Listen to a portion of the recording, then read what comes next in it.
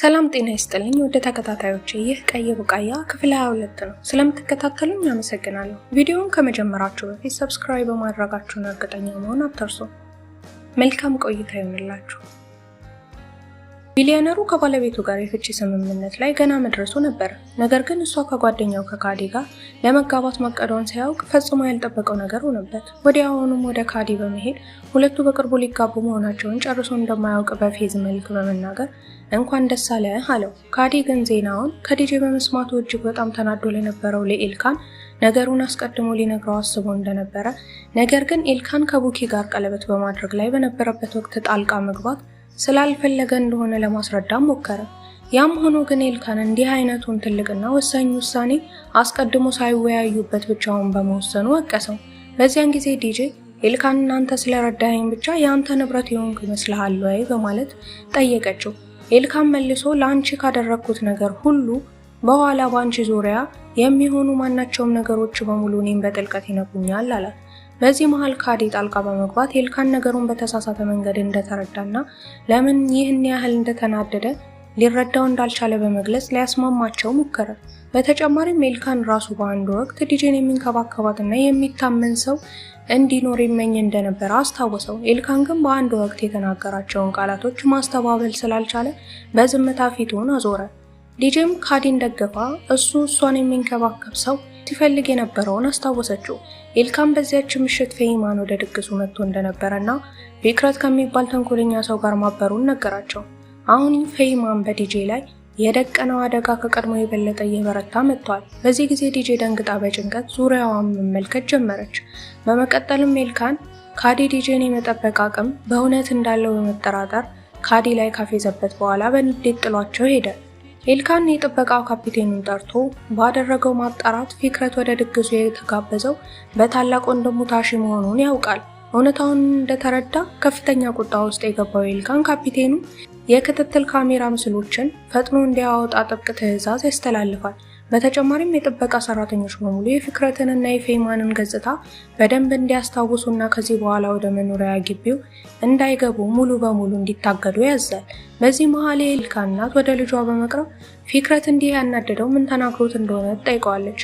ኤልካን ግን ትክክለኛ ቁጣው ገና እንዳልመጣ በመግለጽ ፊክረት ፌይማንን ይዞ ወደ ግቢው በድፍረት እንደገባና እሱን ለማስፈራራት ሽጉጥ እንኳን እስከ መምዘዝ ድረስ እንደደረሰ ይነግራታል።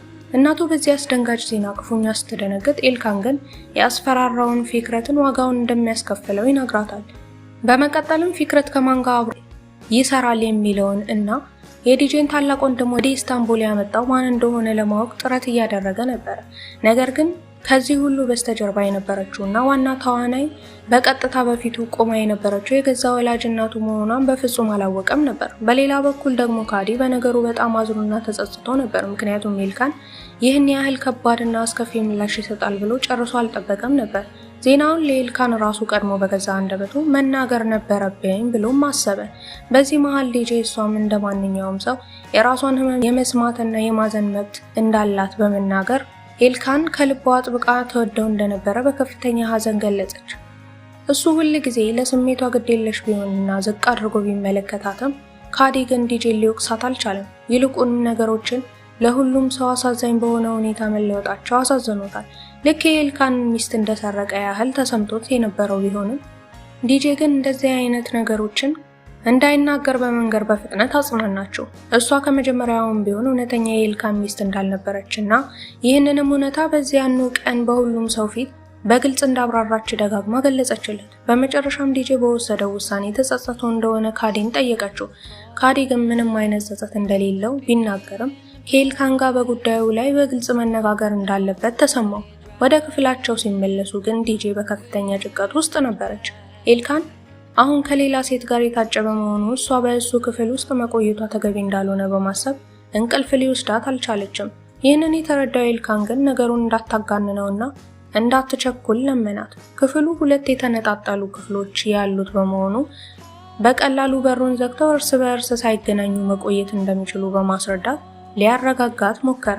ቢሆንም ግን የዲጄ ስጋትና ጭንቀት ሙሉ በሙሉ ሊቀልላት አልቻለም። ዲጄ በግትርነት እዛው ለመቆየት ፈቃደኛ አልሆነችም። በዚህ ጊዜ ኤልካን በቁጣ ተሞልቶ እንደገና በበጎች በረት ውስጥ ለማደር አስባ እንደሆነ በመጠየቅ የት ለመተኛት እንዳቀደች ለማወቅ ፈለገ።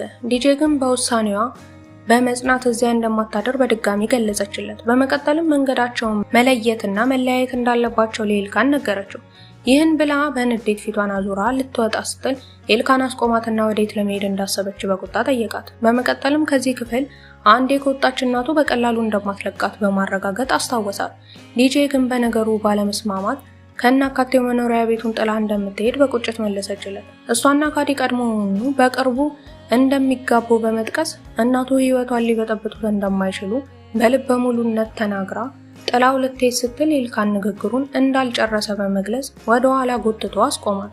በመቀጠልም ሁለቱ ከጀርባው ለምን ያህል ጊዜ ሲያሴሩ እንደቆዩ በፌዝ ጠየቃት። ዲጄ ግን በቁጣ እየተከላከለች እሷን ለሌላ ሰው አሳልፎ መስጠት የፈለገው እሱ ራሱ እንደነበረና የፍቺ ወረቀቱንም በችኮላ እንድትፈርም ያታለላት እሱ መሆኑን ፊቱ ላይ እየጠቆመች በኃይለኛው መለሰችለት እና በጓሮ ውስጥ ሌላ ሴት ስሙ የነበረው ሰውም አንተነህ ስትለው በንግግሯ ምን ማለት እንዳለበት አጥቶ ፈዞ ቀረ።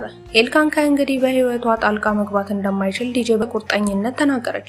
ከዚያም ለመውጣት በድጋሚ ዘወር ስትል ኤልካን እንደገና አስቁሟት በእሷ ፋንታ እሱ መውጣት እንዳለበት እየተናገረ በንዴት ኮቱን ከቁም ሳጥን ውስጥ አውጥቶ ለመሄድ ተዘጋጀ። በሩን ለመዝጋት እንዳትቸገር የውጭውን በር ራሱ በኃይል ዘግቶ እንደሚሄድ እያሾፈባት ነገራት። በዚህ መልኩ እየተናደደ ጥሏት ወጣ። በተመሳሳይ ሰዓት የኤልካን አባት ታሽን ወደ ገጠር ይዞት በመሄድ ልብሱን እንዲያወልቅ አዘዘው። ኢሳ ታሽን ፊክረትን ወደ እጮኝነት ድግሱ እንደጋበዘው ደርሶበት ነበር። በመሆኑም ቀደም ሲል እንዴት ቀጥቶት እንደነበረ ለታሺ አስታወሰው። ከዚያም በቀበቶ አጥብቆ ገረፈው። ታሺ ትዕዛዝ ላለመጣስ ልብሱን ማውለቅ ጀመረ። ኢሳ ታሺን እሱን ለማስቆጣት አስቦ እንደሆነና እሱን ለማበሳጨት ሆን ብሎ ብልህ ለመምሰል እየሞከረ እንደሆነ ጠየቀው። ታሺ ግን ለአባቱ ቁጣ ምክንያት መሆን እንዳልፈለገ በማስረዳት ምላሽ ሰጠ። በዚህ ጊዜ ኢሳ ወንድሙን ኤልካን እንዳይቃወም በጥብቅ አስጠነቀቀው። እንዲሁም ለእሱም ሆነ ለኤልካን ሙሉ በሙሉ ታዛዥ መሆን እንዳለበት ነገረው። ታሺ ግን የቀረበለትን ትዕዛዝ ሳይቀበል ቀረ። ለኤልካን በጭራሽ እንደማይንበረከክና እየታገለም ያለው ለራሱ መብት እንደሆነ በቆራጥነት ገለጸ። ኢሳ ግን እሱን መግረፉን በመቀጠል በእውነት ከዚህ በላይ መብት ቢኖረው ኖሮ እንዲህ አይነት ሁኔታ ውስጥ መውደቁ እንደማይቀር በማሾፍ ተናገረ። ኤልካን እንዲህ ያለውን አጸያፊ ሰው ወደ ቤተሰቡ ፈጽሞ አያመጣም ነበር በማለት ስለ ኤልካን ያለውን አመለካከት ገለጸለት። በዚያን ዕለት የክህደት ስቃይ እንዲቀምስ የሚያደርገውና የእሱን ጠንካራ አባታዊ ቅጣት እንደሚያስታውሰው ተናግሯል።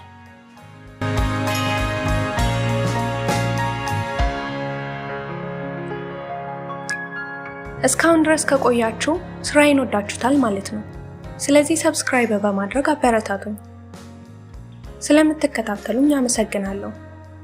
ቀጣይ ክፍል እንዲደርሳችሁ ከፈለጋችሁ ቀጣይ ብላችሁ ኮሜንት ላይ ብትጽፉ ቀጣዩን ክፍል አዘጋጅቼ ይዤላችሁ እመጣለሁ።